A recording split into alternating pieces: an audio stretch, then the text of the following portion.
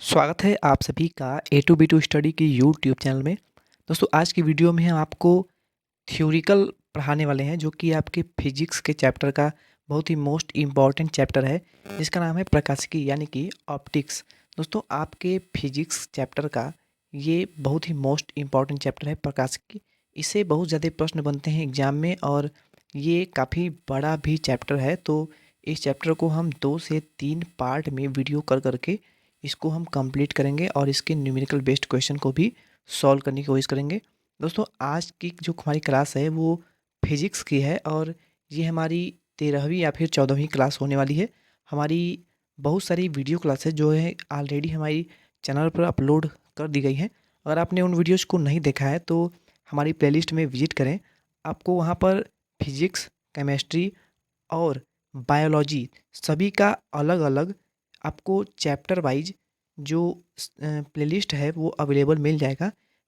अगर आप किसी एक सब्जेक्ट के प्लेलिस्ट में विजिट करते हैं तो आपको उससे संबंधित सभी वीडियो एक ही प्लेलिस्ट में अवेलेबल मिल जाएंगी। इसके अलावा आपको बहुत सारे क्वेश्चन पेपर जो कि प्रीवियस ईयर के हैं वे भी चैनल पर अपलोडेड मिल जाएंगे। तो स्टार्ट करते हैं आज की हमारी ये क्लास। दोस्तों काफ़ी ज़्यादा इम्पॉर्टेंट चैप्टर है ये, इसलिए इस चैप्टर को बहुत ही डिटेल में समझने का प्रयास करिएगा और एक एक टॉपिक को बहुत ही क्लियर करके हम चलेंगे क्योंकि आगे इस सबके जो ऑब्जेक्टिव क्वेश्चन बनते हैं वो बहुत ही ज़्यादा बनते हैं। तो पहला हमारा जो टॉपिक है वो है समतल पृष्ठ पर प्रकाश का परावर्तन यानी कि reflection of light at plane surface.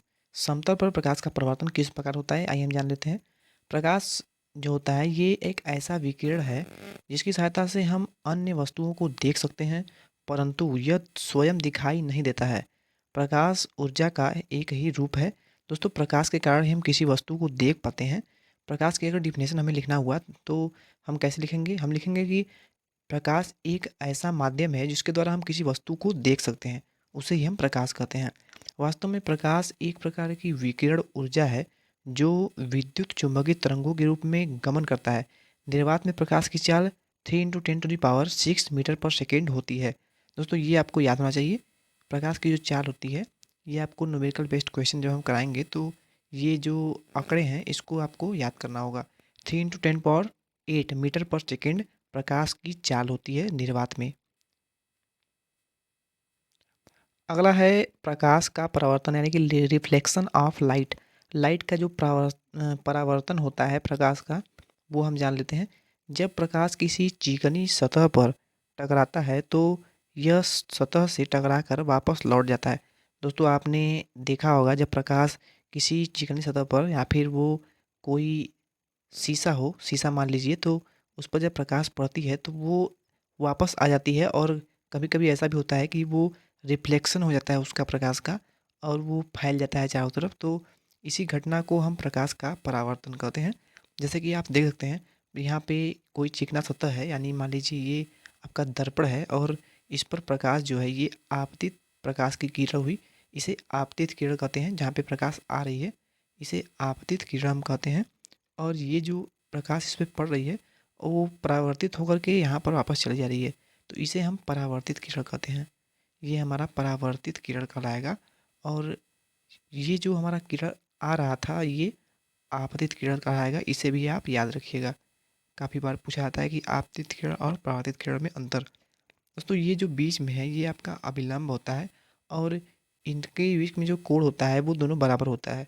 यानी कि अगर आपका आपतित किरण के बीच में ये वाला कोण देखें और परावर्तित किरण के बीच ये वाला कोण देखें तो ये दोनों कोण जो होते हैं वो आपस में बराबर होते हैं। ये वाला और ये वाला कोण दोनों आपस में बराबर होते हैं। ये आपकी आपतित किरण हो गई और ये आपकी परावर्तित किरण हो गई। दोस्तों यहाँ पर आपतित किरण को आई से यहाँ पे डिनोट किया है, यहाँ पे आई से, और आपकी जो परावर्तित किरण है उसको आर से डिनोट किया है। यहाँ पर आप अपनी इच्छा अनुसार कुछ भी मान सकते हैं। तो आई थिंक आप समझ गए होंगे, इसको ज़्यादा समझने की आवश्यकता भी नहीं है क्योंकि आपने अपनी इंटरमीडिएट की कक्षा में इसे बहुत डिटेल में पढ़ा होगा आई थिंक। तो नेक्स्ट जो है हमारा परावर्तन के नियम है। परावर्तन के कुल 2 नियम होते हैं, बहुत बार आपने रिपीट किया होगा तो आइए एक बार और रिपीट कर लेते हैं। लॉ ऑफ रिफ्लेक्शन, परावर्तन के 2 नियम हैं और दोनों नियम कौन कौन से हैं? तो पहला नियम है आपतन कोण का मान सदैव परावर्तन कोण के मान के बराबर होता है। ये मैंने आपको बताया था अभी अभी कि जो आई कोण होता है और कोण आर होता है, दोनों एक दूसरे के बराबर होता है। आइए हम आपको ऊपर दिखा देते हैं। यहाँ पे आप देख सकते हैं आपका जो कोण ये वाला है और कोण आई और कोण आर जो है, ये दोनों एक दूसरे के बराबर होते हैं। तो यही इसमें दिया था। और दूसरा जो आपका नियम है वो है आपतित किरण, अभिलंब व परावर्तित किरण तीनों एक ही तल में स्थित होते हैं। यानी कि आपका जो आपतित किरण है, यानी कि ये आपका आपतित किरण है, ये आपका परावर्तित किरण है और ये आपका अभिलंब है। तीनों आपकी एक ही तल में होते हैं। यहाँ पे आप देख सकते हैं तीनों एक ही तल में है, क्योंकि ये आपकी आपतित किरण है तो ये दर्पण पे ही पड़ेगी।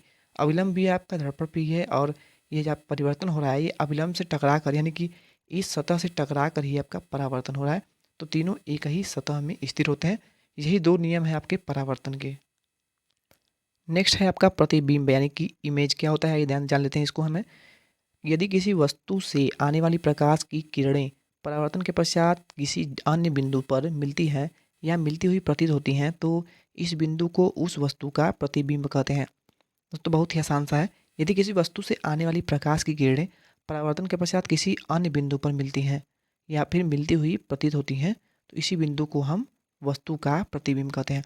यानी कि मान लीजिए कोई आपका ये वस्तु है और इस पर आपकी यहाँ पे प्रकाश की किरण आ रही है, ये आपकी प्रकाश की किरण आ रही है और इस वस्तु का कोई छाया प्रतिछाया जो है वहाँ पर आगे सामने देखने को मिल रहा है, यहाँ पे बन रहा है इसका प्रतिछाया। तो यही आपका वस्तु का प्रतिबिंब कहलाएगा। ये आपका वस्तु हो गया और ये इसी वस्तु का जो है ये प्रतिबिंब हो जाएगा। बहुत ही आसान सा है। नेक्स्ट आपका है समतल दर्पण से बनने वाले प्रतिबिंबों के गुण क्या होते हैं। Properties of image formed by plane mirror. प्रतिबिंब का आकार वस्तु के आकार के बराबर होता है। पहला पॉइंट इसमें है, प्रतिबिंब का जो आकार होता है वस्तु के आकार के बराबर होता है। यानी कि अगर आपका ये वस्तु है और इसका जो प्रतिबिंब होगा वो इसके बराबर होगा। कब होगा? जब आप समतल दर्पण सा यूज कर रहे होंगे। समतल दर्पण में प्रतिबिंब का जो प्रतिबिंब बनता है वस्तु का वो दोनों एक दूसरे के बराबर होता है। ध्यान देंगे, केवल ये समतल दर्पण की बात की गई है भाई। नेक्स्ट है आपका दर्पण से वस्तु की दूरी दर्पण के प्रतिबिंब की दूरी के बराबर होता है। बहुत ही आसान सा ये भी है। नेक्स्ट है यदि वस्तु को दर्पण की ओर या दर्पण से दूर ए दूरी पर तक विस्थापित किया जाता है तो प्रतिबिंब भी ए दूरी तक विस्थापित हो जाती है। यानी कि अगर किसी दर्पण पे अगर आप किसी दर्पण की ओर या दर्पण से दूर ए दूरी पर विस्थापित किया जाता है किसी वस्तु को, यानी अगर आप किसी वस्तु को दर्पण पर, यानी अगर आपका यहाँ पे वस्तु है और इसका रिफ्लेक्शन यहाँ पड़ रहा है तो अगर ये दूरी ए है तो अगर प्रतिबिंब की जो दूरी होगी यानी जो आपके प्रतिबिंब बनेगी वस्तु की वो आपके इससे ए दूरी के बराबर होगी। इसकी दूरी भी जो होगी वो ए ही होगी। नेक्स्ट आपका है यदि दर्पण वस्तु से दूर या वस्तु की ओर ए दूरी तक विस्थापित होता है तो प्रतिबिंब 2a दूरी तक विस्थापित होता है। सेम वही है आपका, पर वहाँ पे वस्तु अगर जो है वस्तु से दूर या वस्तु की ओर ए दूरी तक विस्थापित होता है, यानी कि दोनों तरफ का यहाँ पे मिला दिया है। वस्तु से दूर और वस्तु के पास दोनों को मिला देने का 2 यहाँ पे हो जाएगा, इसलिए वही 2a स्थापित हो जाता है। सेम आपका यही टॉपिक की तरह ही है। अगला टाइप जो है आपका यदि दो दर्पण थीटा कोण पर झुके हों तो उनके बीच रखी वस्तु के प्रतिबिंबों की संख्या क्या होती है। दोस्तों बहुत ही मोस्ट इंपॉर्टेंट है, ये अधिकतर समतल दर्पण में होता है। यदि दो दर्पण थीटा कोण पर झुके हुए हैं, यानी अगर आपका एक दर्पण ये हो गया और एक दर्पण आपका ये हो गया, ये दोनों आपस में झुके हुए हैं और ये आपका जो कोण बना रहे हैं वो आपका ये मान लीजिए समतल है और ये दोनों आपका थीटा कोण बना रहे हैं, ये भी आपका थीटा कोण बना रहा है। तो उनके बीच रखी वस्तु के बीच प्रतिबिंबों की संख्या क्या होगी। अगर इसके बीच में कोई वस्तु यहाँ पे रखा हुआ है तो इसके प्रतिबिंबों की संख्या कितनी होगी उसको ज्ञात करने के लिए ये आपका फार्मूला होता है n is equal to 360 minus 1 by theta. Theta क्या है? ये आपके दोनों दर्पण के बीच में जो कोण है वो कोणों की संख्या है और n जो है ये आपकी संख्या ज्ञात करनी है, प्रतिबिंबों की संख्या जो कहलाएगी। दोस्तों अगला जो टॉपिक है वो बहुत ही मोस्ट इंपॉर्टेंट है। किसी व्यक्ति को अपना पूरा प्रतिबिंब देखने के लिए दर्पण की ऊंचाई व्यक्ति की ऊंचाई की आधी होना चाहिए। यानी अगर आपके घरों में जो दर्पण यूज होता है, जो आपने सिंगादान वगैरह जो भी दर्पण होता है जिसमें आप अपना चेहरा वगैरह देखते हैं, तो उसमें जो दर्पण आपका होता है कुछ इस प्रकार का होता है। अगर आप कोई व्यक्ति यहाँ पे खड़ा है और इसको अपना प्रतिबिंब देखना है तो अगर आप ये प्रतिबिंब अपना देखना चाहता है कि दर्पण में मेरा पूरा प्रतिबिंब दिखे, तो यहाँ पे दिया हुआ है किसी व्यक्ति को अपना पूरा प्रतिबिंब देखने के लिए दर्पण की ऊंचाई व्यक्ति की ऊंचाई की आधी होनी चाहिए। यानी कि अगर व्यक्ति की ऊंचाई जो है ये 2 है, तो दर्पण की जो ऊंचाई हो वो 1 होनी चाहिए। व्यक्ति की ऊंचाई की आधी होनी चाहिए दर्पण की ऊंचाई। आई थिंक आप समझ गए होंगे, और नहीं समझे तो एक बार फिर समझ लीजिए। अगर आप अपना प्रतिबिंब अगर आप अपना प्रतिबिंब इस दर्पण में देखना चाहते हैं, मान लीजिए ये आप हैं और ये आपका दर्पण है, ये आपका दर्पण है। अगर आप अपना प्रतिबिंब इस दर्पण में देखना चाहते हैं, अगर आप चाहते हैं कि मेरा पूरा शरीर, यानी कि अगर आपका हाथ पैर और पूरा यहाँ पे मैं पैर बना देता हूँ, तो अगर आप चाहते हैं कि मेरा पूरा जो फेस है, पूरा शरीर है, वो इस दर्पण में दिखे, तो अगर आपकी लंबाई 2 मीटर है, तो जो आपकी दर्पण की लंबाई हो वो 1 मीटर होनी चाहिए, तभी आप अपना पूरा प्रतिबिंब इस दर्पण में देख पाएंगे। तो यही मैंने इसमें समझाने का प्रयास करा। अगला टॉपिक है, समतल दर्पण की फोकस दूरी अनंत व क्षमता शून्य होती है। ये बहुत ही मोस्ट इंपॉर्टेंट है, इसलिए मैंने इसको कलर भी किया है, इसको आप नोट कर लीजिएगा। समतल दर्पण की जो फोकस दूरी होती है वो अनंत होती है, वो उसकी जो क्षमता होती है वो शून्य के बराबर होती है। नेक्स्ट है आपका गोलीय सतह पर परिवर्तन। जो अभी तक हमने पढ़ा वो आपका समतल दर्पण पर परिवर्तन था, पर ये जो है ये आपका गोलीय सतह पर परिवर्तन है, परावर्तन है। Reflection at spherical surface. पहले हम देख लेते हैं गोली दर्पण की, यानी स्पेशियल मिरर्स की। तो गोली दर्पण वे दर्पण हैं जिनका परावर्तन सतह जो होता है वो गोल होता है, यानी गोलीय होता है। गोली दर्पण 2 प्रकार के होते हैं, आपने नाम सुना होगा, कॉन्वेक्स और कॉनकेव, जिसमें उत्तल दर्पण होता है पहला आपका, और एक होता है आपका अवतल दर्पण। एक आपका उत्तल दर्पण होता है, उत्तल दर्पण को पहले हम देख लेते हैं। दोस्तों, उत्तल दर्पण वह दर्पण होता है जिसका कि परावर्तन सतह जो होता है वो कुछ इस प्रकार से होता है, यानी कि उभरा हुआ होता है। आपका जो अंदर वाला भाग है इसका कोई कार्य नहीं होता है, इसके अंदर कलई की होती है, और आपका जो रिफ्लेक्शन का क्रिया होता है वो आपके ऊपर जो निकला हुआ भाग होता है, यानी जो ये गोलीय भाग है इसके द्वारा होता है आपका। तो जिसे हम उत्तल दर्पण कहते हैं। तो ऐसे दर्पण जिनमें परावर्तन उभरी हुई सतह से होता है उसे हम उत्तल दर्पण कहते हैं, या फिर वे उत्तल दर्पण कहलाते हैं। अब अगला क्या है, अगला है आपका अवतल दर्पण, यानी कि कॉनकेव मिरर। तो कॉनकेव मिरर ऐसा मिरर होता है, ऐसे दर्पण होते हैं जिनमें कि परावर्तन जो होता है वो दबी हुई सतह से होता है, उसे हम अवतल दर्पण कहते हैं। उसी प्रकार जिस प्रकार आपने उत्तल दर्पण का देखा, तो इसमें जो ये उभरा हुआ भाग था इससे आपका परावर्तन होता था, पर अवतल दर्पण में क्या होता है कि इस वाले भाग का कोई यूज नहीं होता है, इस पर कलई की होती है, और आपका जो परावर्तन होता है वो अंदर वाले भाग से, यानी धंसे हुए भाग से होता है। तो वहाँ पर इसे हम अवतल दर्पण कहते हैं। दोस्तों, उत्तल दर्पण की अपेक्षा अवतल दर्पण जो होता है ये आपके चैप्टर के लिए बहुत ही मोस्ट इंपॉर्टेंट होता है। सबसे ज़्यादा प्रश्न इसी से बनते हैं। अवतल दर्पण के प्रश्न अधिकतर पूछे जाते हैं एग्जाम में। इसमें मैं एक आपको चार्ट इसमें दिखाने वाला हूँ। दोस्तों, इस चार्ट को मैं आपको टेलीग्राम चैनल पे दे दूँगा, अगर आपने उसको ज्वाइन नहीं किया है तो डिस्क्रिप्शन बॉक्स में आपको लिंक मिल जाएगा, उस पर क्लिक करके आप हमारी चैनल को ज्वाइन कर लीजिएगा। वहाँ पर मैं आपको ये पीडीएफ जो है दे दूँगा, जिससे आप अपना रिवीजन कर पाएंगे। बहुत ही इंपॉर्टेंट है ये चार्ट। चार्ट आइए देख लेते हैं। इसमें अवतल दर्पण द्वारा जो प्रतिबिंब का बनना है वो विभिन्न क्रियाओं द्वारा, यानी वस्तु के दिशा और जगह के हिसाब से बताया हुआ है। अगर वस्तु को हम अनंत पे रखते हैं तो क्या होता है, दोस्तों अगर हम वस्तु को अनंत पर रखते हैं तो आपका जो फोकस पर या फोकस तल में प्रतिबिंब की स्थिति जो होगी वो फोकस पर या फिर फोकस के तल में होगी, और जो आपका प्रतिबिंब बनेगा यानी प्रकृति जो होगी वो आपकी वास्तविक उल्टा व आकार में बहुत छोटा बनेगा जब आप वस्तु को अवतल दर्पण में अनंत पर रखते हैं। दूसरा क्या कंडीशन होगा, दूसरा होगा वक्रता केंद्र के पक्ष पीछे, यानी कि वस्तु आपका ये रहा और ये आपका सी है, तो आपको अगर वस्तु को यहाँ पे रखना है, यानी वक्रता केंद्र के पीछे सी आपका वक्रता केंद्र होता है, और ये जो पॉइंट होता है ये आपका एफ यानी फोकस होता है। यहाँ पे आप एफ लिखा हुआ है, तो आई थिंक आप जानते होंगे ये सब।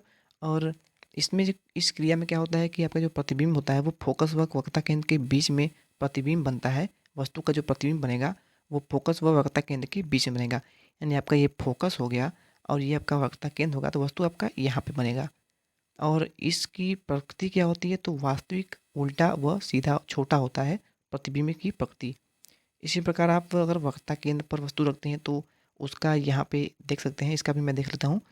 और वक्रता केंद्र का अगर वस्तु को वक्रता केंद्र पर रखते हैं यानी सी पर ही रख देते हैं, तो क्या होगा, प्रतिबिंब जो है वक्रता केंद्र पर ही प्रतिबिंब बनेगी और स्थिति जो होगी वो वास्तविक उल्टा वस्तु के समांतर होगी, यानी बराबर होगी। और इसी प्रकार कई सारे इसमें हैं, तो मैं आपको जो पीडीएफ दूंगा उसमें आप इसको चेक कर लीजिएगा, क्योंकि ऐसे मैं इसको बताया लगूंगा तो काफ़ी लंबी हो जाएगी वीडियो। दोस्तों, अवतल दर्पण के साथ साथ उत्तल दर्पण का भी इसमें चार्ट आपको देखने को मिल जाएगा। इसमें आपके दो ही स्थिति जो होते हैं बहुत ही इंपॉर्टेंट होते हैं। अगर आप वस्तु को अनंत पर रखते हैं तो क्या होता है, अनंत पर अगर आप वस्तु को रखते हैं तो आपकी जो वस्तु के प्रतिबिंब बनेगा वो फोकस पर बनेगा और आभासी सीधा तथा बहुत ही छोटा बनेगा प्रतिबिंब, स्थिति जो होगी प्रतिबिंब की। दूसरा है आपका अनंत व ध्रुव के बीच में अगर वस्तु को रखते हैं तो आपकी जो प्रतिबिंब बनेगी वो फोकस व ध्रुव के बीच में बनेगी और आभासी सीधा व छोटा बनेगा। दोस्तों, इसी जो चार्ट है इससे आपके 20 से 30% पास जो क्वेश्चन है वो बनते हैं, प्रश्न बनते हैं। तो ये चार्ट आपको बिल्कुल याद होना चाहिए। दोस्तों, गोलीय दर्पण से संबंधित कुछ महत्वपूर्ण परिभाषाएं देख लेते हैं, यानी कि सम डेफिनेशन रिलेटेड टू सेफ्रियसल मिरर्स। तो इसमें जो पहला पॉइंट है वो है गोलीय दर्पणों का वक्रता केंद्र व त्रिज्या क्या होती है, आइए जान लेते हैं। इसको पढ़ने की आवश्यकता नहीं है, बस यहाँ पे जान लीजिए। वक्रता केंद्र जो आपका यहाँ पे दिया हुआ है, तो वक्रता केंद्र जो है आपको यह सी जो है इस पॉइंट को हम वक्रता केंद्र कहते हैं। और वक्रता केंद्र के बाद जो होता है वो आपका फोकस होता है और ये आपका मेन जो बिंदु होता है, यानी दर्पण से जो बीच का पार्ट होता है इसे हम ध्रुव के नाम जानते हैं। ये सब आप जानते होंगे, इसलिए हम इसको जल्दी से जल्दी आपको पढ़ाने का प्रयास करते हैं। अगला है आपका ध्रुव। ध्रुव मैंने आपको बता दिया कि दर्पण का परावर्तक सतह के मध्य जो बिंदु होता है उसको हम दर्पण का ध्रुव कहते हैं। इसे पी से डिनोट करते हैं, ये आप याद रखिएगा। अगला आपका है मुख्य फोकस। तो मुख्य फोकस जो होता है वो आपका वक्रता केंद्र और ध्रुव के बीच में जो भाग होता है उसकी बिंदु को हम फोकस कहते हैं। इस इसे हम एफ से डिनोट करते हैं, इसे आप याद रखिएगा। अगला है फोकस दूरी, यानी कि फोकल लेंथ। फोकल लेंथ जो होता है ये दर्पण के ध्रुव से फोकस बिंदु तक की जो दूरी होती है को दर्पण की फोकस दूरी कहते हैं, इसे एफ से डिनोट करते हैं। ये मैंने आपको पहले ही बता दिया है। उत्तल दर्पण की फोकस दूरी धनात्मक और ऋणात्मक, अवतल दर्पण की फोकस दूरी ऋणात्मक, सदैव ऋणात्मक होती है, यह आप याद रखिएगा दोस्तों, बहुत ही इंपॉर्टेंट है। अवतल दर्पण की जो दूरी होती है फोकस दूरी वो हम सदैव ऋणात्मक लेते हैं, हमेशा ऋणात्मक होती है। वहीं इसके जगह उत्तल दर्पण की बात करें तो उत्तल दर्पण की जो फोकस दूरी होती है वो सदैव धनात्मक ही लेते हैं, चाहे आपका जो न्यूमेरिकल क्वेश्चन है वो किसी प्रकार का हो। उत्तल दर्पण में हमेशा धनात्मक लेते हैं और अवतल दर्पण में सदैव ऋणात्मक लेते हैं फोकस दूरी को, जिसे कि एफ से डिनोट करते हैं। दोस्तों, अगर आपको वक्रता केंद्र दिया हुआ है दर्पण में, अगर आपका यह दर्पण बना हुआ है और इसका जो वक्रता केंद्र है यानी कि ये कितना वक्र है, वक्रता केंद्र यही ना हुआ कि आपका दर्पण जो है वो कितना वक्र है, यानी कितना इस प्रकार से घुमा हुआ है। क्योंकि गोले को ही काट कर दर्पण बनाया जाता है, किसी गोले को बी से डिवाइड कर ही हम दर्पण बनाते हैं। तो ये कितना आपका वक्र है अगर आपको दिया हुआ है, यानी इसको हम आर से नोट करते हैं वक्रता को। तो अगर आपका वक्र दिया हुआ है कि आर है तो फोकस दूरी ज्ञात करने के लिए वक्रता त्रिज्या को 2 से डिवाइड कर सकते हैं, क्योंकि आपका जो वक्रता केंद्र होता है वो आपका मुख्य ध्रुव जो होता है यही इसी को कहते हैं, जिसे पी से डिनोट करते हैं। और फोकस दूरी जो होता है वो आपके सी और पी के बीच में होता है। तो अगर आप r/2 कर देते हैं तो आपकी फोकस दूरी ज्ञात हो जाएगी।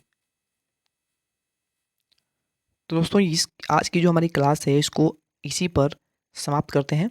मैंने आपको हर एक टॉपिक बहुत ही अच्छे से समझाने का प्रयास किया है और अगर आपको सभी टॉपिक्स अच्छे से समझ में आए हों तो हमें कमेंट बॉक्स में कमेंट अवश्य करें और वीडियो अच्छी लगी हो तो वीडियो को लाइक कर दें और ज़्यादा से ज़्यादा इस वीडियो को अपने दोस्तों के साथ शेयर भी कर दें। मिलते हैं इसके नेक्स्ट वीडियो में, जिसमें हम आपको आगे के इसके जो टॉपिक शेष बचे हुए हैं उसको कवर करेंगे। तो अगर चैनल पर पहली बार विजिट कर रहे हैं तो चैनल को सब्सक्राइब कर लें और बेल आइकन को प्रेस कर लें, जिससे हमारी वीडियोज़ का नोटिफिकेशन आपको मिलता रहेगा।